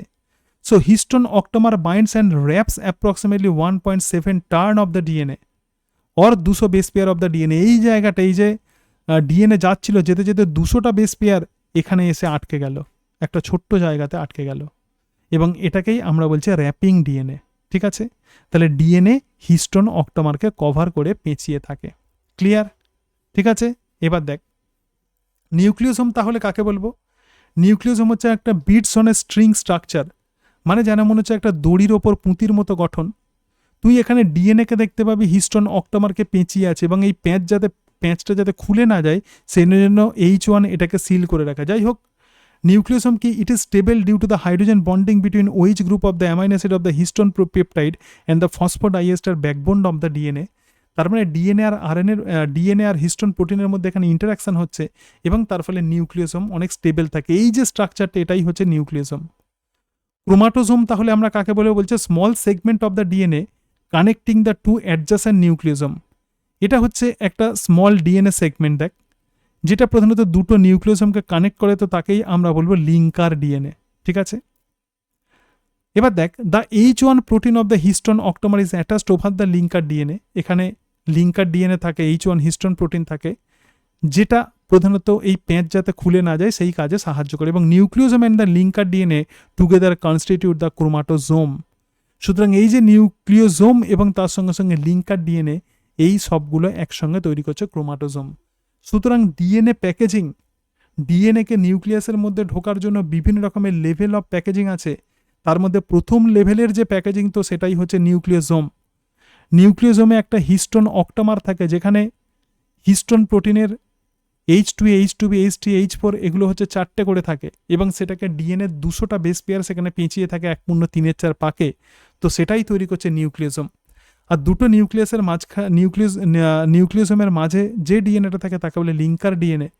আর এই লিঙ্কার ডিএনএ আর নিউক্লিওজোম মিলে যেটা তৈরি হয়, তো তাকেই আমরা কি বলবো, তাকেই আমরা বলেছিলাম, কি বলেছিলাম বলো, তাকে আমরা বলেছিলাম ক্রোমাটোজোম। ঠিক আছে, এইবার দেখ, তো nucleosome are seen on the beads on a string structure, একটা thread like structure in the nucleus. তুই নিউক্লিওসোমকে যদি দেখিস তাহলে মনে হয় একটা দড়ির ওপর একটা পুঁতির মতো গঠন। দেখ, this structure are known as chromatin because they are seen as the coloured bodies when we stained. একটা কোষ যখন ইন্টারফেজ দশাতে থাকে, তখন সেই কোষের মধ্যে জালিকা থাকে, এবং তাকে আমরা বলবো ক্রোমাটিন জালিকা। কোষ যখন বিভাজিত হয়, এই ক্রোমাটিন জালিকাগুলো ছিঁড়ে গিয়ে তারা ক্রোমোজোম তৈরি করে। সুতরাং ইন্টারফেজ দশায় তুই ক্রোমোজোমের বা নিউক্লিয়াসের মধ্যে এরকম নিউক্লিওসোম দেখতে পাবি। সুতরাং এই স্ট্রাকচারকেই আমরা বলবো chromatin. It gives a beads on the string appearance under the electron microscope. Electron মাইক্রোস্কোপে যদি আমরা দেখি তাহলে দেখবো যে দড়ির ওপর পুঁতির মতো গঠন, এবং এই নিউক্লিওসোমকে আমরা বলবো 10 ন্যানোমিটার ফাইবার। নিউক্লিওসোমকে কি বলা হয়? 10 ন্যানোমিটার ফাইবার। তাহলে দেখ, অসংখ্য এরকম নিউক্লিওসোম মিলে যেটা তৈরি করছে, তো সেটাই হচ্ছে ক্রোমাটিন। আবার ক্রোমাটিনগুলো দেখ, এখানে যে অনেকগুলো নিউক্লিওসোম মিলে, তাহলে প্রথম আমরা কি দেখলাম, নিউক্লিওসোম। অনেকগুলো নিউক্লিওসোম মিলে যেটা তৈরি করছে সেটা হচ্ছে ক্রোমাটিন। আবার ক্রোমাটিনগুলো দেখ প্যাঁচ খাচ্ছে, মানে নিজেদের কাছাকাছি চলে আসছে, চলে গিয়ে যেটা তৈরি করছে, তো তার নাম হচ্ছে সলেনয়েড। এর ডায়ামিটার কত, এখানে তীর চিহ্ন দিয়ে দেখানো হচ্ছে, diameter 30 nanometer. Chromatin further condense, chromatin কি হয়, ক্রোমাটিন আরও কনডেন্স করে to form a solenoid that is 30 nanometer fibre. তারপরে কি হচ্ছে, মানে ক্রোমাটিনটা আরও এখানে কনডেন্স হচ্ছে, ঘনীভূত হচ্ছে, ঘনীভূত 30 ন্যানোমিটার ফাইবার তৈরি করে। This is more considerable as the, আচ্ছা এখানে কি বলছে, বলছে this is more condense than the chromatin, ক্রোমাটিনের থেকে অনেক বেশি, এটা কিন্তু অনেক বেশি ঘন হয়। এবং ক্রোমাটিনগুলো আবার একত্রিত হয়ে যেটা তৈরি করছে, তো তাকেই আমরা বলবো সলেনয়েড। এবার দেখ বলছে finally the solenoid super coils to form the chromatid that is 700 nanometer in diameter. এরপরে সেই ক্রোমাটিনগুলো প্যাঁচকে যেটা তৈরি করছে, তো তার নাম হচ্ছে সলিনয়েড, এবং সেই সলিনয়েডগুলোই প্রকৃতপক্ষে ক্রোমাটিড তৈরি করে। So this process requires an additional set of the protein that are collectively called as the non histone chromosomal protein. সুতরাং এইরকম 300 ন্যানোমিটার ফাইবার তৈরি করতে গেলে বা ক্রোমাটিড এরকম তৈরি করতে গেলে স্পেশাল টাইপের প্রোটিন লাগে, এবং আলটিমেটলি আমরা এরকম ক্রোমোজোমকে পাই। ঠিক আছে, আচ্ছা। তো যে অংশটা তোকে বললাম হয়তো বুঝতে অসুবিধা হলো, এবার একটু নোটসে আমরা চলে যাই, তাহলে একদম আমরা 100% আমাদের ক্লিয়ার হয়ে যাবে। দেখ বলছে length of DNA is calculated in the human cell. Formula হচ্ছে distance between the two consecutive base pair, দুটো কনজিকিউটিভ বেস পেয়ারের মধ্যে ডিস্টেন্স কত, 0.34 into 10⁻⁹ metre per base pair. এবার দেখ total number of base pair কতগুলো আছে, 6.6 ইন্টু 10⁻⁹, এই দুটো কেটে গেল, তাহলে 2.2 মিটার। এটা হচ্ছে length of DNA. But the length is far greater than the dimension of the typical nucleus. একটা টিপিক্যাল নিউক্লিয়াসের যত ডায়ামিটার থাকবে, তো তার থেকে এই ডিএনএর লেন্থ অনেক বেশি। দেখ ডিএনএ যেখানে 2.2 মিটার, নিউক্লিয়াসের লেন্থ সেখানে কত, 10⁻⁶ metre. Length of the DNA is 1.36 millimetre and the calculate the number of base pair in E coli ইত্যাদি, এগুলো একটু দেওয়া আছে, এগুলো একটু দেখে নিবে, আমি বুঝিয়ে দিয়েছি। প্রোক্যারিওটসের ক্ষেত্রে প্রধানত do not have defined the nucleus but the DNA is not scattered throughout the cell. এবং প্রোক্যারিওটিক কোষে যেহেতু নিউক্লিয়াস নেই, তোর মনে হতে পারে যে সেখানে ডিএনএ হয়তো ছড়িয়ে ছিটিয়ে থাকে, কিন্তু সেরকম নয়। Actually negatively charge DNA is packed with the positively charge protein, এবং তার ফলেই এক্ষেত্রে নিউক্লিয়েড তৈরি হচ্ছে। ঠিক আছে, আচ্ছা এবারে দেখো, হ্যাঁ এবারে আমরা চলে আসি এখানে। দেখ এটা হচ্ছে একটা নিউক্লিয়াসম, তাহলে H1 বা এটা হচ্ছে হিস্টোন প্রোটিন আছে, হিস্টোন অক্টামার আছে, এবং H1 প্রোটিন কি করেছে, এইটাকে সিল করে রেখে দেয়, অর্থাৎ নিউক্লিয়াসমকে সিল করে রেখে দেয়। জাস্ট এইটুকু এই বইয়ের ছবিতে। এবং তার সঙ্গে সঙ্গে দেখ এখানে এই যে double standard circular negatively charge DNA আছে, এর সঙ্গে পজিটিভলি চার্জ প্রোটিন যুক্ত হয়। The DNA in the nucleoid is organised in the large loop held by the protein. কিন্তু ইউক্যারিওটসের ক্ষেত্রে কি হচ্ছে, দেখ বলছে DNA is packed inside the chromosome এবং লেভেল অফ প্যাকেজিং, তাহলে কি প্রথমে ডিএনএ থাকে, ডিএনএর সঙ্গে হিস্টোন যুক্ত হচ্ছে, এবং 200টা বেস পেয়ার যুক্ত ডিএনএ প্রধানত এই হিস্টোন প্রোটিনকে কভার করে আছে, এবং এখানেই থাকে হিস্টোন অক্টামার। এর ফলে ডিএনএর যেখানে ডায়ামিটার 2 ন্যানোমিটার, নিউক্লিওসোমের ডায়ামিটার একটু বেড়ে গেল 10 ন্যানোমিটার। এবার কি হবে, এরপরে এই নিউক্লিওসোম পরস্পরকে পেঁচিয়ে থাকবে, পেঁচিয়ে গিয়ে একটা টেলিফোন ওয়্যারের মতো যেটা তৈরি করে, তার নাম সলিনয়েড মডেল। সলিনয়েড মডেলের ডায়ামিটার তাহলে আরও অনেক বেশি হবে, 30 ন্যানোমিটার। এরপরে এই সলিনয়েড মডেল থেকে যেটা তৈরি হচ্ছে ক্রোমাটিন, তো তার ডায়ামিটার 200 ন্যানোমিটার, এবং সেখান থেকে তৈরি হচ্ছে ক্রোমোজোম, যার ডায়ামিটার হচ্ছে 1400 ন্যানোমিটার। তাহলে একটা টিপিক্যাল নিউক্লিওসোমের মধ্যে 200 base pair of the DNA থাকে, কি থাকে 200 বেস পেয়ারের ডিএনএ, এবং negatively charge DNA wrapped around the histone octamer to form a structure call the nucleosome. এই নেগেটিভলি চার্জ যে ডিএনএ আছে সেটা হিস্টোন অক্টামারকে কভার করে রাখে, বা তাকে প্রধানত পেঁচিয়ে থেকে জেনারেলি এটা তৈরি করে। ঠিক আছে, আচ্ছা। Negatively charge DNA associate with the positively charged histone. Histone তাহলে কি, হিস্টোন হচ্ছে বেসিক পজিটিভলি চার্জ প্রোটিন, একটা protein that acquire the charge depending on the abundance of the amino acid residues carrying the positive charge inside the side chain. তার মানে একটা প্রোটিনের যদি আমরা চেন দেখে সেখানে ডিফারেন্ট টাইপের অ্যামাইনো অ্যাসিড থাকে, তুই যদি দেখিস যে লাইসিন এবং আর্জিনিনের পরিমাণ বেশি আছে, তার মানে জানবি সেটা হচ্ছে ক্ষারীয় প্রোটিন। ঠিক আছে, আচ্ছা। এবার দেখ নিউক্লিওসোমের মধ্যে প্রধানত হিস্টোন যে প্রোটিন আছে তার দুটো করে মলিকুল থাকে, H2A, H2B, H3, H4। H2 এর দুটো, H2B এর দুটো, H3 এর দুটো, H4 এর দুটো।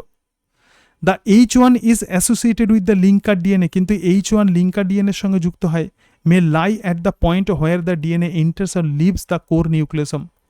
H1 histone when associated with the octamer core, H1 histone যখন অক্টামার কোরের সঙ্গে অ্যাসোসিয়েটেড হয় তখনই সেই স্ট্রাকচারকে আমরা বলবো ক্রোমাটোজোম।